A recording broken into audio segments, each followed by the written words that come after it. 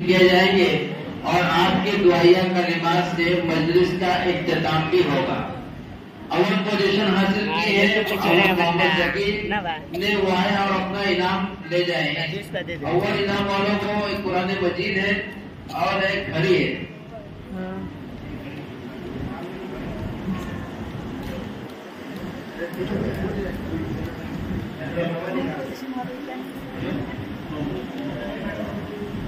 درجہ حفظ الف میں محمد ذکی اول پوزیشن حاصل کیے ہیں۔ حضرت قاری صاحب کے ہاتھوں سے انعام لے رہے ہیں۔ درجہ حفظ جیم میں اول پوزیشن حاصل کی ہے خوشنود الہی، وہ آئے اور اپنا انعام لے رہے ہیں۔ خوشنود الہی اول پوزیشن درجہ حفظ جیم۔ درجہ نازلہ میں اول پوزیشن حاصل کیا عبدالعزیز وہ بھی آئے اپنا انعام لے رہے ہیں۔ شعبہ پرائمری مکتب درجہ چہارم میں اول پوزیشن حاصل کی ہے مریم کوثر، موجود ہے تو ٹھیک ہے، نہیں تو کل انعام لے لیں۔ مکتب میں درجہ سوم میں اول پوزیشن ہے محمد یاسین محمد احمد، وہ اپنا انعام لے لیں۔ درجہ دوم میں ہے انس ذبیح اللہ، انہوں نے اول پوزیشن حاصل کی ہے، وہ بھی اپنا انعام حاصل کر لیں۔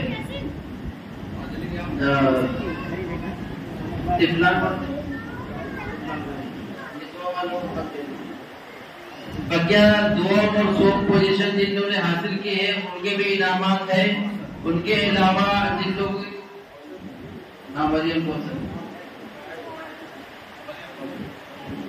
مریم کوثر جنہوں نے دوم پوزیشن حاصل کی ہے، سوم حاصل کی ہے، سب کے لیے انعامات ہیں، لیکن وقت کا دامن تنگ ہے، اس لیے اس کو موقوف کرتے ہوئے یہ انعامات کل دے دیے جائیں گے۔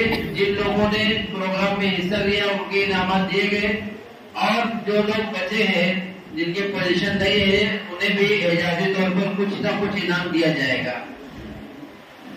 میں نہایت ادب و احترام کے ساتھ اپنے معزز مہمان حضرت قاری محمد صادق صاحب دامت برکاتہم سے درخواست کروں گا کہ حضرت والا بزرگان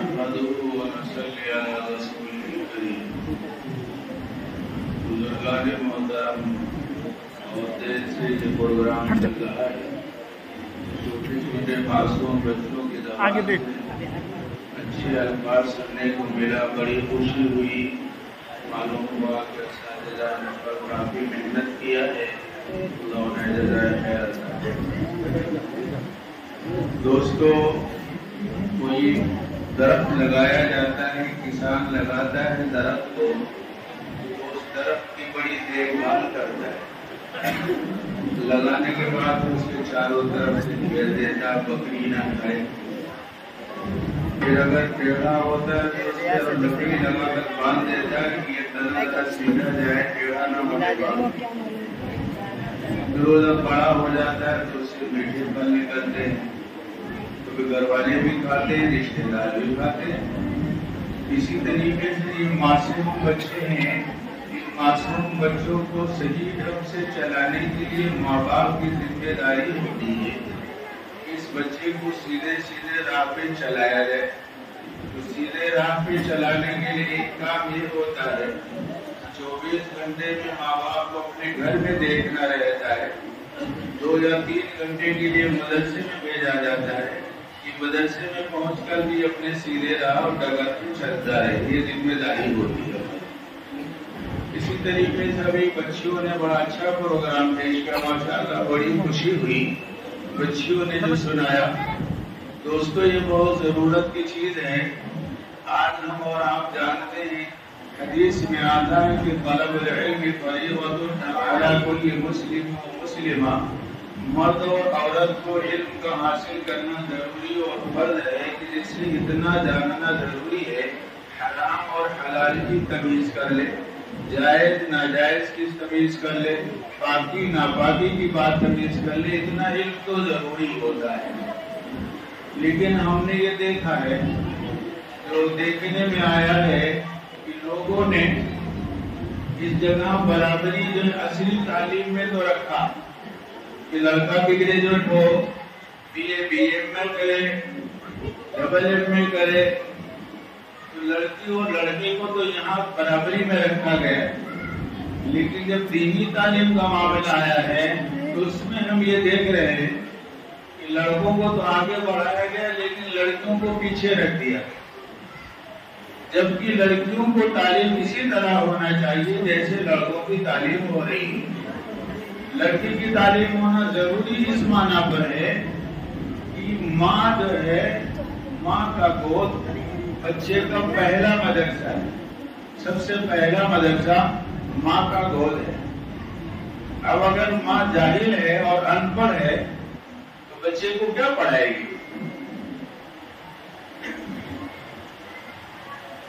ख्वाजा मोइनुद्दीन चिश्ती अजमेरी रहमतुल्लाह अलैह जब अजमेर पहुंचे तो आपके हाथ में लाखों का मजमा और इतने लोग ईमान कबूल कर लिए, तो बहुत खुशी खुशी अपनी वालिदा के पास आए और कहने लगे, अम्मा जान मेरे हाथ पे इतने लोग ईमान ले आए।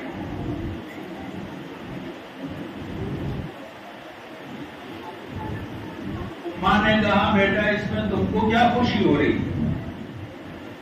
तेरा इसमें क्या कमाल है? कमाल तो मेरा है। क्या कमाल है? पर मैं बेटा जब तू मेरे पेट में आया मुझे पता चला कि अल्लाह की अमानत मेरे पेट में है, तो मैंने खाने पीने में शक और शुबा की चीजों को भी छोड़ दिया। फिर ये फरमाया कि जब तू पैदा हुआ तो जब तुझे दूध पिलाने का होता था तो मैं वजू करती थी, फिर तुझे दूध पिलाती, मैं बावजू होकर तुझे दूध पिलाया करती थी।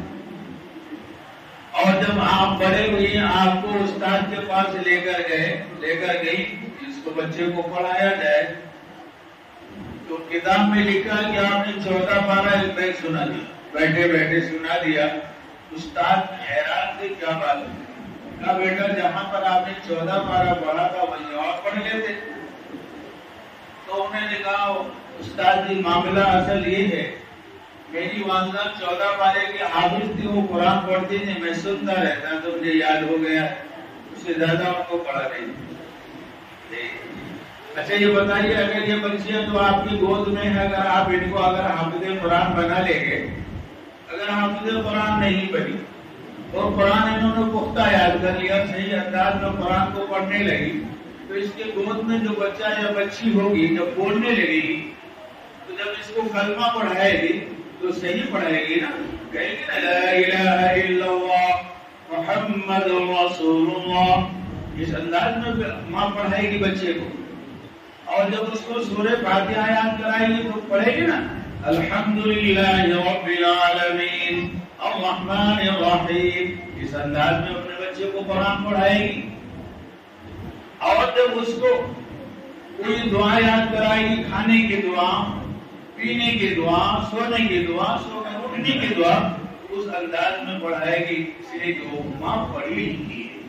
और अगर उसको आप अंगूठा टेकली बना के रखा तो क्या करेगी वो? यहाँ जब वो बहू बनकर जाएगी तो वहां पर भी वही जिहालत करेगी जो आपने जाहिल बना करके कहीं बहू बनाकर भेज दिया। अगर आप उस बेटी को बनाकर भेजते, जिस घर में बहू बनकर जाती, उस घर के अंदर नूरानियत पैदा होती। क्या नूरानियत होती? सुबह जल्दी उठती, नमाज की पाबंदी करती, जो यहाँ नमाज पाबंदी कर रही है, माँ नमाजी है तो बेटी को भी नमाजी बना रही, माँ कुरान की तिलावत कर रही है तो बेटी को मजबूर करती, नहीं बैठ कर पहले कुरान की तिलावत कर, उसके बाद दूसरा काम चाय पत्ती करेगी, कुरान की तिलावत कराती। लेकिन जब माँ पढ़ी नहीं है, अनपढ़ है, तो न कुरान पढ़ती न बच्चे पर कुरान पढ़ने की हो पाबंद बना रही। फिर कुरान अगर पढ़ती भी तो कुरान गलत पढ़ रही, इसलिए कुरान गलत सेहत के साथ नहीं पढ़ा गया, खुद गलत पढ़ेगी, बच्ची को भी गलत पढ़ाएगी। अब वो जब बहू बनकर जिस घर पे जाएगी, उस घर पे अगर वो हाफिज़े कुरान है तो सुबह जल्दी उठेगी, सास को गर्म पानी पड़ देती, सर्दी का जमाना, अम्मा आप वजू कर लो गर्म पानी से, उसको गर्म पानी पेश करेगी, ससुरे को गर्म पानी पेश कर देगी, अब अजान आप नमाज के लिए वजू कर लीजिए, मैं नमाज पढ़ लेती हूँ, अजान हो गया आप मस्जिद में तशरीफ ले जाएं और आप वहाँ चले जाएं, जब तक मैं नमाज पढ़ के कुरान पढ़ लेती हूँ, آپ وہاں سے آسان پڑھ کر آ جائیے گا، جب تک میں آپ کے لیے چائے تیار کر کے دے دیں۔ میاں جب یہ لڑکیاں اس طریقے سے ہوں گی تو گھر کو بسانا ان کے لیے آسان ہوگا، گھر کی طریقے سے صحیح ہو جائے گی۔ اس لیے لڑکیوں کی تعلیم بہت اشد ضرورت ہے اس بات کی، ورنہ غلط رسم و رواج میں جائیں گے۔ لڑکی کے پاس تعلیم نہیں ہے، لڑکے کی شادی کا زمانہ آ گیا تو شادیوں میں جتنے رسومات شرع کے خلاف ہو رہے ہیں اور گھروں میں جتنے شرع کے خلاف شرک اور بدعت پایا جا رہا ہے، اس میں مرد کا دخل کم ہے، عورتوں کا 99% دخل ہوا کرتا ہے۔ شادیوں میں جتنے رسومات اگر ہوتے ہیں تو یہاں پر شوہر سرنڈر ہو جاتا ہے اور بیوی اس کی وہاں پر حاکم ہو جاتی ہے اور اس کا کچھ نہیں چلتا، سارا رسم و رواج جو کچھ ہے وہ عورت کرتی ہے۔ میں اس لیے کہ اس کے بعد علم نہیں، اس کے بعد دادی اور خالہ کا اماں ہے، علم ہے۔ خالہ اور دادی پرانے زمانے کی ان کی قصہ جو بخاری ہے، اللہ رحم کرے، ان کی بخاری تو وزیر بخاری ہے۔ ان کے یہاں شادیوں میں صاحب امام زمین کا جو ہے کٹھا والا جانا چاہیے، بغیر اس کے شادی کیسے ہو سکتی؟ جہیز میں مجھے یہ لینا دینا ہوگا، بغیر اس کے کام نہیں چلے گا۔ اگر کوئی بہو ایسی آ جائے گی تو صبح شام جو ہے یہ لان تان کرنے والی بڈھی بیٹھی ہوئی، جہیز میں کیا لے کر آئی، کچھ نہیں لے کر آئی، فقیر بن کر آئی، فقیران آ گئی۔ یہ کیا چیز ہے؟ علم کی نہ ہونے کی بنیاد پر یہ ساری چیزیں جو آج ہمارے گھروں میں داخل ہے، اس کی وجہ اس کو دور کرنے کے لیے علم کی ضرورت پیش آ رہی۔ اس لیے دوستو، لڑکیوں کے لیے ہم کہتے ہیں اس کا اہتمام حافظ صاحب کو الگ کرنا چاہیے تھا، جہاں پر بالغ لڑکیاں بھی ہوں اور بڑی لڑکیاں ہوں جن کی تعلیم کرائی جائے۔ لڑکوں کے جہاں تک انتظام کیا جاتا ہے، اس کے علاوہ اور یہ لڑکیوں کے لیے بھی انتظام کیا جائے۔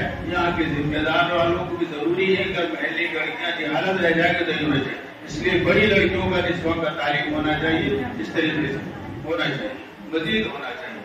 اس لیے ضرورت ہے اس بات کی، اللہ عمل کی توفیق عطا فرمائے۔ میں مزید کو نہیں کرنا چاہتا، اس لیے کافی ٹائم ہو چکا ہے۔ اللہ عمل کی توفیق عطا فرمائے۔ وآخر دعوانا